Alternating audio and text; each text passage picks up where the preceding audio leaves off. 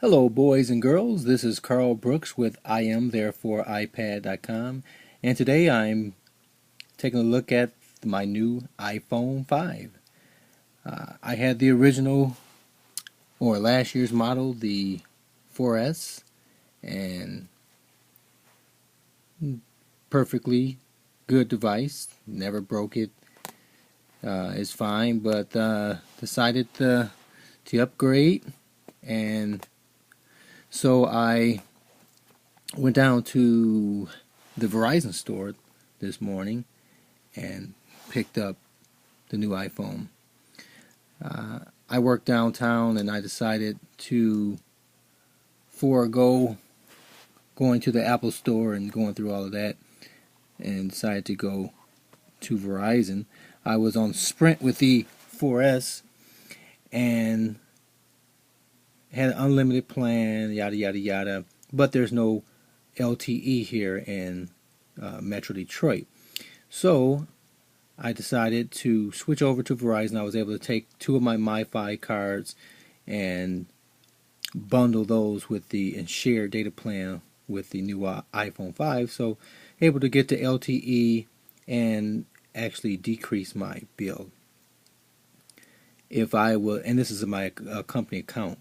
If it was my own personal account and I was on Sprint like I was before, going to LTE, the iPhone 5 on Sprint in my neck of the woods wouldn't necessarily be a great thing from an LTE standpoint, but with the unlimited data, I would rather have the iPhone 5 on Sprint with unlimited data than a limited data plan on Verizon if it was out my own pocket.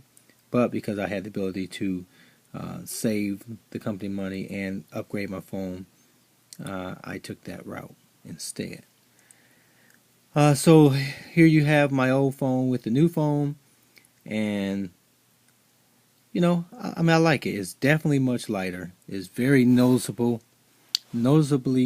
thinner and lighter.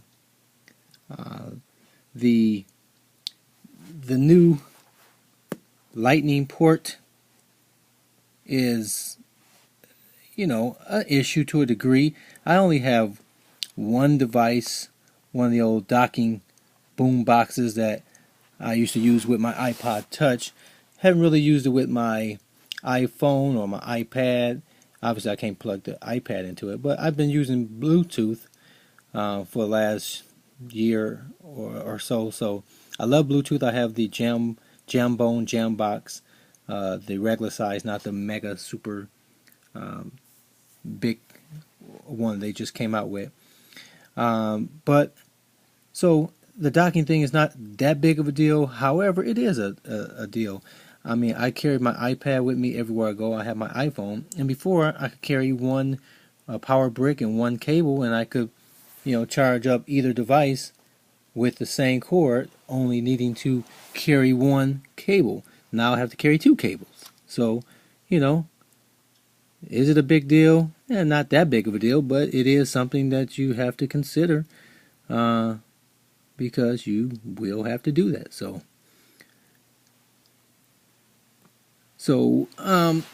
my first impressions of the phone, I like it. Um, I mean, I had that work all day today, and people kept anticipating, that I would get the new one, and did you get it? And I didn't have time to deal with it. I was extremely busy. But they saw my phone, and no one was able to point out or see just by sitting on the table next to my iPad that I had the new iPhone 5. So it wasn't as obvious to people by looking at it. Obviously sitting here looking at it next to my 4S, you can see the difference in it. But just sitting on the table, unless you really looked at it, I had the white one and I got the new white one, so they didn't really notice, but they will next week for sure. But holding it in your hand definitely will result in a very obvious difference. So these are my first impressions. I really like it. I had to start getting used to iOS 6. I used the beta earlier this year. I was torn. I would rather have my jailbroken features over just the regular iOS 6. I mean, just looking at this as it stands, I love having my icons be much bigger. You see how tiny those are on the new phone.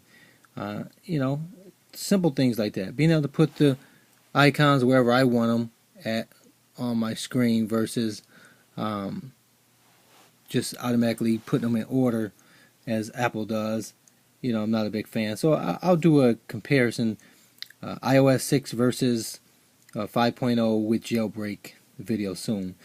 But there you go. My first impressions first. I just got it today, obviously, and I like it so far. And so there you have it. This is Carl Brooks with iPad.com with a first look at the iPhone 5. I'll see you on the web.